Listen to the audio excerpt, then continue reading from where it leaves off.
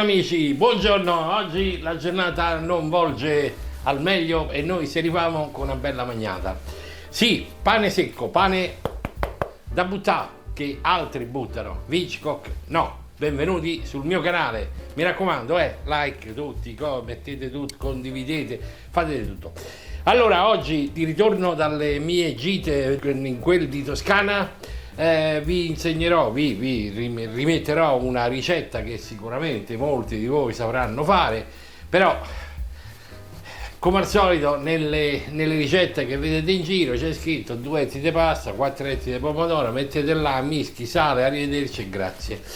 Hitchcock invece le sue ricette le correda con una serie di consigli per cui cerca di migliorare, mi permetterei mai di migliorare delle ricette, però le ricette sciape che non sanno di niente non ci interessano. Dunque, dicevo, tornando dalla Toscana, chiaramente mi sono andato a fare qualche giretto nelle trattorie, quelle vecchie, però quelle di una volta, sempre che io vado solo a quelle, perché è lì che si insegna e si mangia come una volta, genuino, senza tutti sti cosettini qua che sta i piatti che si reggono da soli.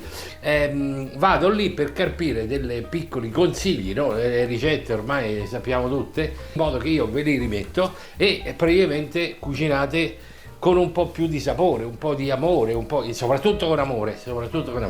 Quindi andiamo a stringere. Oggi faremo la famosissima pappa al pomodoro. L'ho mangiata abbastanza in Toscana, adesso cerco di replicarla qui.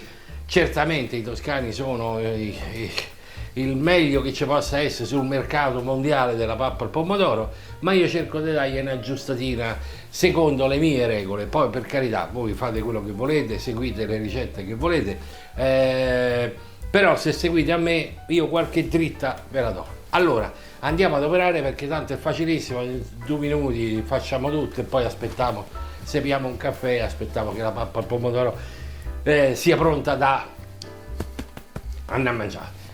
Allora, per fare la pasta al pomodoro ci vogliono 2 o 3 cose, quindi andiamo a vedere gli elementi che ci vogliono. Per fare la pasta al pomodoro ci vuole il pomodoro. Che volevo? Allora, per pomodoro sarebbe meglio non prendere la passata, perché la passata diventa, come dice la parola, una passata e via.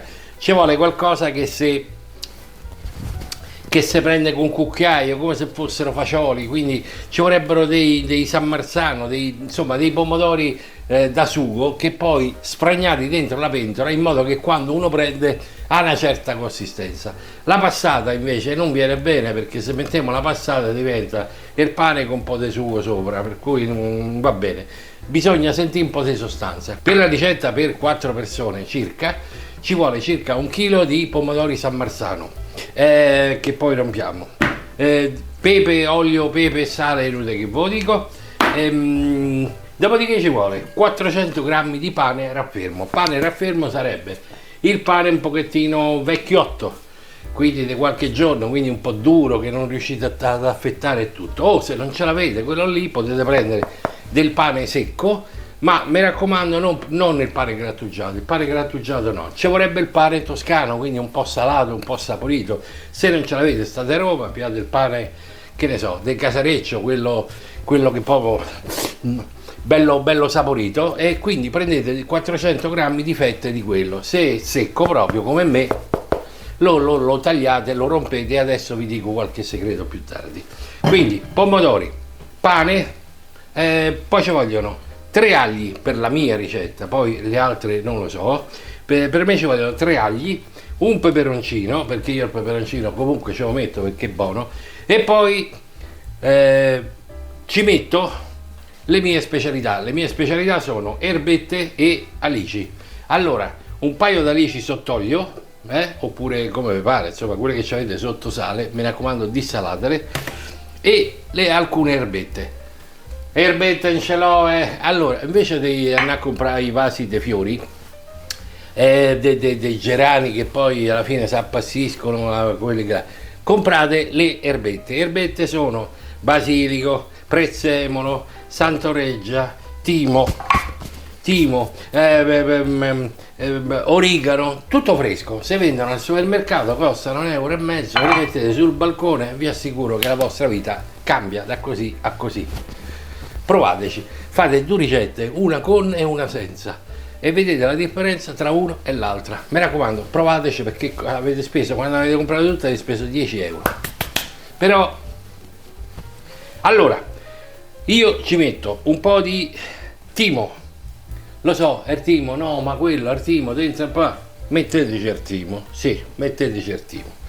Adesso vi dico come però, Poi io ho l'origano, se ce l'avete fresco, se non ce l'avete, eccolo qua, se ce l'avete l'origano fresco ci mettete quello secco, che ve lo dico, fa però €1,50 al supermercato.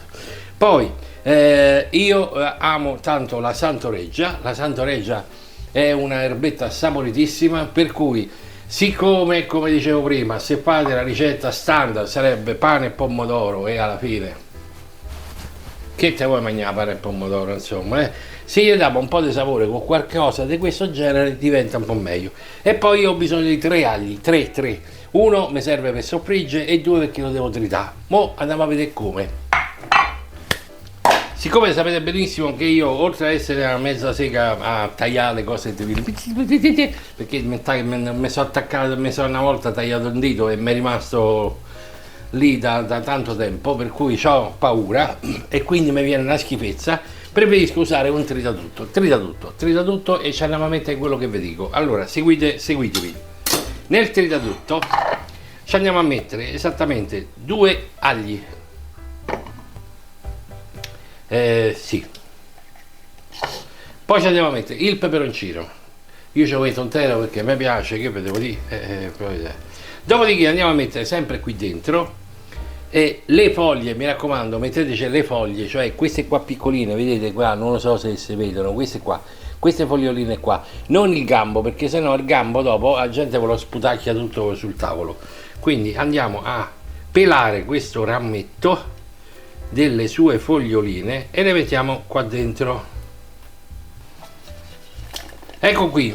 Allora, abbiamo finito di pelare tutti gli alberelli, eccoli qua, ci sono rimasti solo gli alberelli, non c'è rimasto altro. Mi raccomando, tutte le foglioline le mettete tutte quante insieme, eccole, e insieme all'aglio il peperoncino. Ok, ci mettiamo anche, no, l'alice non la mettiamo qui dentro perché la alice la facciamo soffriggere nella padella. Adesso andiamo a tritare questo. Qual è il problema? Che tutte queste foglioline, una volta tritate, si appiccicano sulle pareti del nostro frullatore. Dice, oddio, e mo come stacco, anche perché alla prima tagliata ne va mezza di qua, mezza di là, e rimangono così appiccicate di lato e poi sono troppo grosse. Quindi però bisogna invece che tutto sia tritato. Che facciamo? Ci mettiamo un po' di acqua di pomodoro qua dentro, per cui tagliamo tutto e poi tritiamo tutto quanto. Quindi vi invito ad aprire un baratto oppure a rompere un pomodoro e tutto il succo lo mettete qui dentro. In questo caso io ci andrò a mettere del succo. Se non ci avete, nei barattoli non c'è acqua, ci mettete un po' d'acqua, non c'è problema, tanto poi ci servirà l'acqua. Vado a tritare, nel frattempo mettiamo a soffriggere un po' di olio e insieme all'aglio, il terzo aglio che ci serviva. Ecco qui, sapore e quanto poco. Adesso questo qui lo mettiamo dopo che abbiamo soffritto l'aglio. Ci siamo spostati sul fuoco e abbiamo messo dell'olio e il nostro terzo aglio.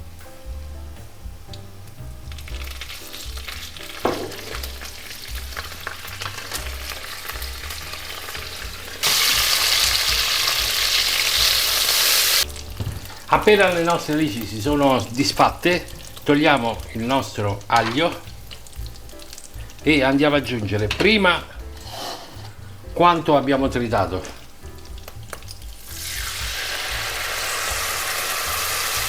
Mi raccomando, abbiamo usato delle alici, quindi delle alici sotto sale, sotto olio, quello che ci avete.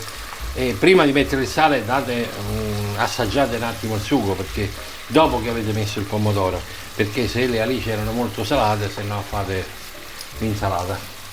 Fatto ciò, andiamo ad inserire i nostri pomodori. Appena messi i pomodori li andiamo a spezzare, chiudiamo il sugo e facciamo bollire per almeno una ventina di minuti, ok? provatelo e salatelo adesso. Non aggiungete tanta acqua perché il sugo deve essere molto denso. La pappa al pomodoro è quasi un purè, quindi non deve essere un brodo, ok? Mi raccomando, poca acqua. Casomai dopo aver aggiunto il pane aggiungete dell'acqua, ma adesso andiamo a tagliare, ad affettare il pane o a spezzare se lo avete troppo duro, perché non si può affettare. Allora, se riuscite ad affettare il vostro pane, ok, altrimenti cercate di romperlo. Tanto poi nel pomodoro si romperà tutto, però a noi ci serve perché il pane cercheremo di farlo tostare un po' con un po' di pepe all'interno della nostra padella. Mettiamo a scaldare un pochettino di pepe nel nostro pentolino, dove poi scalderemo il nostro pane prima di metterlo dentro al nostro pomodoro. Andiamo ad abbrustolirlo. Allora, piccoli consigli: mentre il nostro sugo sta andando, quindi si sta cuocendo, ancora non sono passati 20 minuti, ma comunque girate, assaggiate, provate e salate come volete. In un'altra pentola abbiamo messo a tostare il nostro pane insieme a del pepe. Perché facciamo questo? Intanto per togliere l'umidità al pane e quindi renderlo un pochettino croccante. In più, tostandolo insieme al pepe gli diamo un sapore che poi dentro il pomodoro viene esaltato, e per avere una consistenza meno papposa di tutto il resto. Poi è chiaro che alla fine, prima di mangiarlo, dovremo girare tutto in modo che tutti i pezzettini di pane si rompano, perché sennò la pappa al pomodoro è una pappa con del pane praticamente molto morbido, non i pezzi di pane. Quella è un'altra ricetta. In Toscana ho visto un paio di ricette. Una signora faceva prima il sugo, lo faceva cuocere bene, poi ci adagiava sopra delle fette di pane, lo copriva con dell'acqua calda e lo lasciava per ancora un'oretta ad ammollarsi. Un'altra signora ha fatto: no, io non faccio in quel modo, perché alla fine dopo il pane sa solo di acqua, non sa niente, e ce lo mette prima. No, era toscano, per cui non era questo l'accento.